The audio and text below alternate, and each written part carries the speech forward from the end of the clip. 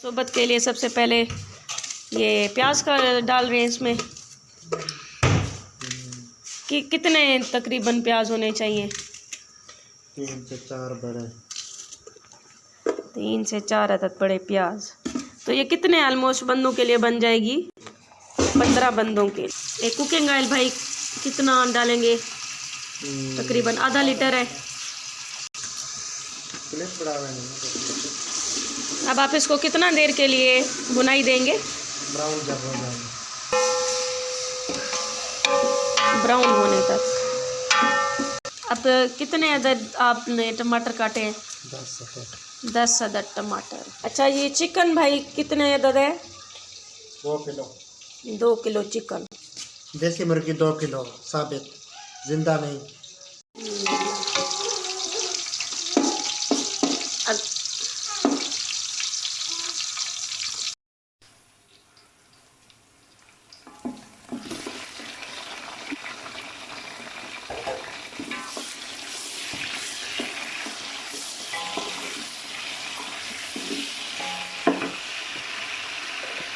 सूखा धनिया,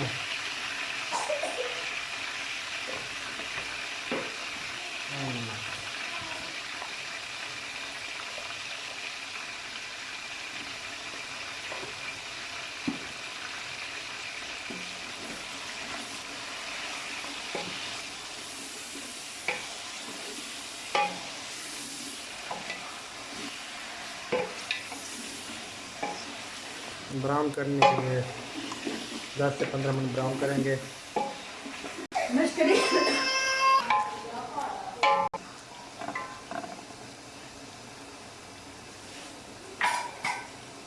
ये लहसुन और अब प्याज डाल दिया है।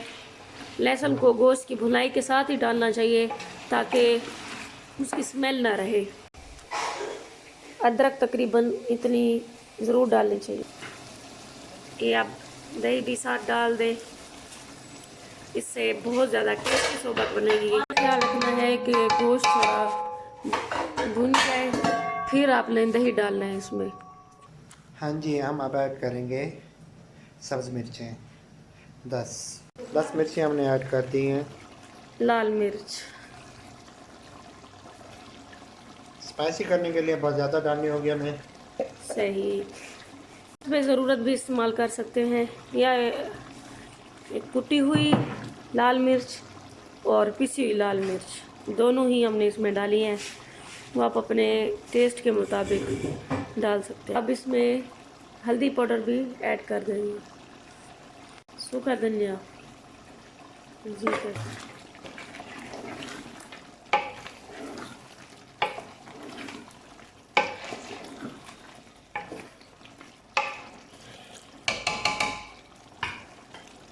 ये आपने मिसाले गोश्त गलने के बाद डाले हैं? जी जी।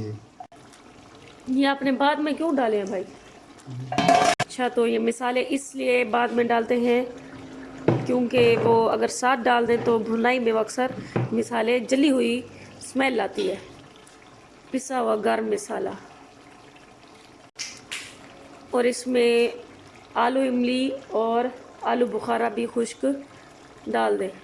जब तक गोश्त गलेगा तब तक आपने सोबत के लिए सलाद तैयार कर लेना है, जिसमें खीरा, मूली दिख रही है तो पीछे, दूध और अनार भी सलाद के लिए।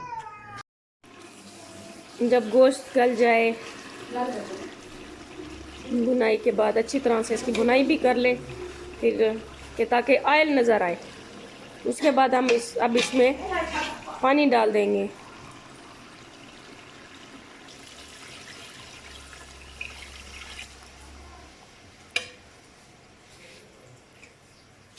तकरीबन अंदाज़ा लगा लेना है, तकरीबन 5 रोटी के लिए 1 गिलास पानी, बड़ा स्टील का गिलास।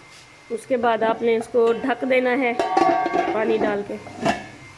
और कितने मिनट तक तकरीबन पकाना है बताएंगे आप?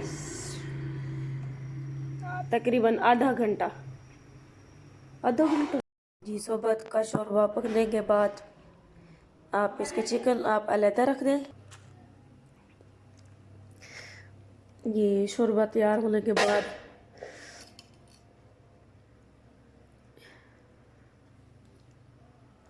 ये देखें। अब आप इसमें से ऊपर से ऑयल थोड़ा सा अलहदा कर लें, क्योंकि वो शरबत तैयार होने के बाद उसके ऊपर डालने से बहुत खूबसूरत लुक आती है। ये हमने ऑयल को एक बर्तन में अलहदा करके रख दिया है। आप देखिएगा कि हम इसको किस तरह से डेकोरिंग इसकी करते हैं।